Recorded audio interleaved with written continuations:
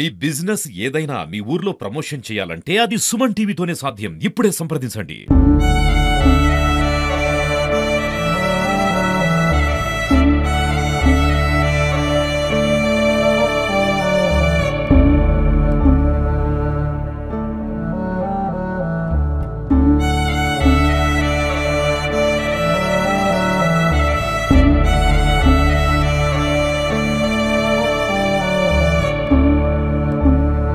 మరణంలోనూ ఇద్దరి స్నేహితుల బంధం విడిపోలేదు.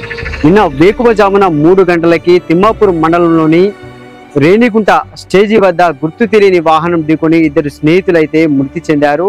ఒకరు బెజ్జకి మండల కేంద్రానికి చెందినటువంటి భానుప్రకాష్, మరొకరు గన్నేరువరం మండలంలోని చీమలకుంట గ్రామానికి చెందినటువంటి నరేష్. ఇద్దరు కూడా ఒక పని నిమిత్తం కరీంనగర్ వెళ్లి వస్తుండగా గుర్తు తెలియని వాహనం ఢీకొట్టడంతో కూడా ఇద్దరు అక్కడికక్కడే మృతి చెందారు. ప్రస్తుతం అయితే మనం బెజ్జంకి మండల కేంద్రంలో ఉన్నాము. ఇక్కడ భానుప్రకాష్ వల్ల ఇంటికి వెళ్ళి అసలు ఏం జరిగింది, వాళ్ళిద్దరు ఎప్పుడు బయటికి వెళ్ళారనేది కూడా అడిగి తెలుసుకునే ప్రయత్నం అయితే చేద్దాం.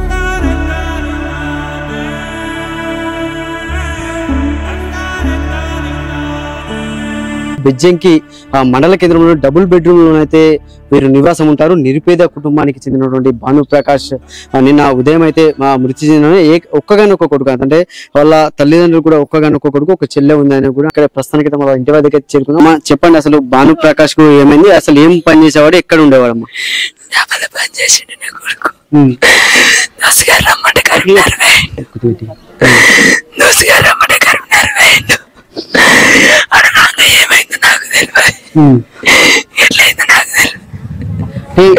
ఇంట్లో నుంచి ఎప్పుడు బయటికి వెళ్ళి నీకు ఫోన్ గా ఏటన్నా ఇటు పోతాను అమ్మా అని ఏమన్నా చెప్పిండా?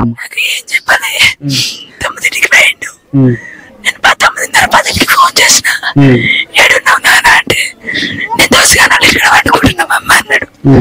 అన్న వండుకున్నాడని నేను నమ్ముకున్నా. ఇక నుంచి అంటే ఎప్పుడు అయింది నాకు తెలియదు, ఏమైంది నాకు తెలియదు. వాళ్ళ ఫ్రెండే ఇక్కడికి వచ్చి తీసుకెళ్ళిందా, ఈయన ఏమైనా వెళ్ళిందా? ఒక్కడే వేయండి ఇంటికాంచి ఒక్కడే వేయండు. వాళ్ళు దోసగానాలు ఇంటికాంచి ఆ పిల్లగాడు వచ్చి తీసుకుపోయినాడు. నాకు ఎక్కడైతే తెలుసు, నాకు ఎక్కడికంటే ఎక్కువ. ఏం పని చేసేది భానుప్రకాష్? ఎంతవరకు చదువుకున్నాడు, ఏం పని చేసేది? ఆయన 10th పాస్ అయ్యిండు.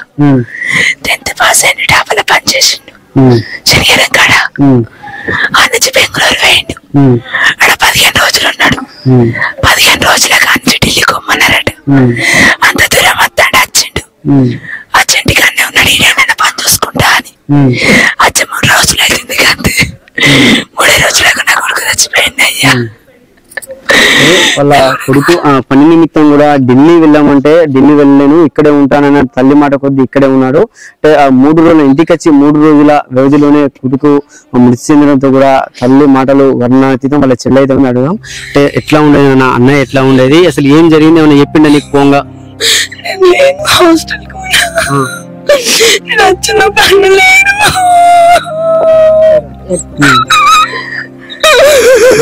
హాస్టల్లో ఉంటా?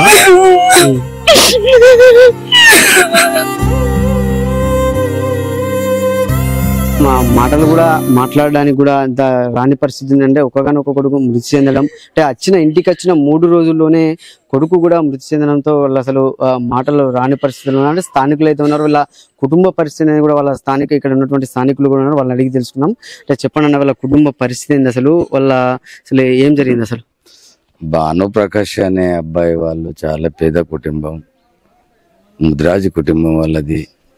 వాళ్ళు ఏంటంటే కూలి పని చేసుకొని బతికే స్థితిలో ఉన్నారు వాళ్ళు. ఎందుకంటే చాలా పేదవాళ్ళు. తల్లి తండ్రి అనేది ముఖ్యం, మనకు కావాల్సింది. భానుప్రకాష్కు తల్లి ఒక కాడ, తండ్రి ఒక కాడ జీవనం పోషిస్తున్నారు. 2 పిల్లలను పట్టుకొని ఆమె పాపము కూలి పని చేసుకుంటూ ఆమె ఒక జీవనం గడుపుతుంటే అకస్మాత్తుగా ఈ భానుప్రకాష్ అనేది చనిపోవడం అనేది బాధాకరం. అది చాలా బాధాకరమైన విషయం.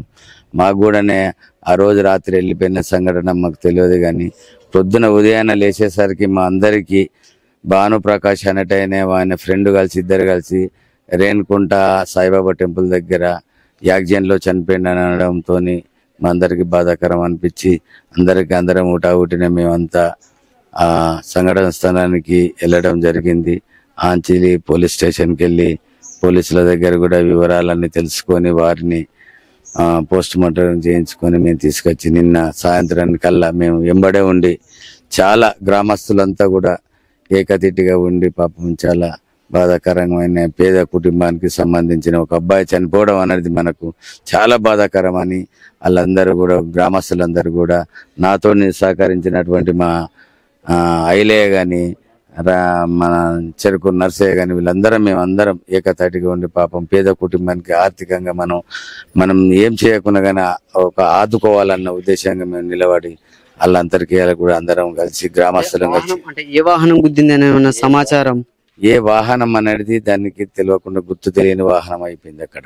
ఎందుకంటే సమయానికి అక్కడ వాహనం ఉన్నది అన్నట్టు లేదు, లేకుంటే అక్కడ సీసీబుడి కూడా కరెక్ట్ పనిచేయడం లేదు. సీసీబుడి ఉన్నది కానీ కరెక్ట్ పనిచేయడం లేదు. కాబట్టి అక్కడ ఏంటంటే మనం ఏ వాహనం అనేది గుర్తు తెలియరాకుంటున్నది. కాబట్టి వీరికైనా కూడా పోలీసులు కొద్దిగా స్పందించి ఆ పేద కుటుంబాన్ని ఆదుకోవాలి. ఆ వాహనాన్ని అనేది కూడా ఎక్కడ నుండి దొరకబట్టి దాన్ని ఈ పేద కుటుంబానికి సహకరించాలని కూడా నేను పోలీసు వారికి కూడా విజ్ఞప్తి చేస్తున్నా. పాపం భానుప్రకాష్ కుటుంబానికి మేము ఎల్లకాలం కూడా గ్రామస్తులం అందరం అండగా ఉంటాము. చాలా దారుణమైన విషయం అంటే గుర్తు తెలియని వాహనం అనేది ఢీకొట్టున్నా అంటే అక్కడ సీసీ కెమెరా ఉన్నా కూడా పని చేయకపోవడం కూడా ఇదొక అది అని చెప్పుకోవచ్చు.